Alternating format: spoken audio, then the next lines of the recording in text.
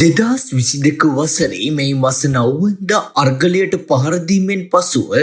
දිවයින පුරා ඇති වූ ප්‍රචණ්ඩ සිද්ධීන් වලින් සිය නිවාස ගිනි තැබීම හේතුවෙන් සිදු වූ හානිය වෙනුවෙන්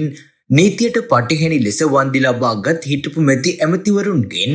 එම වන්දි මුදල් යළි අය කර ගැනීමේ නියෝගයක් නිකුත් කළ ලෙස ඉල්ලා ගොනු කෙරෙන මූලික අයිතිවාසිකම් පෙත්සමේ වගඋත්තරකරුවෙකු ලෙස නම් කර සිටින හිටපු ජනාධිපති ගෝඨාභය රාජපක්ෂට යළි නොතීසි නිකුත් කිරීමට පියවර ගන්නා ලෙස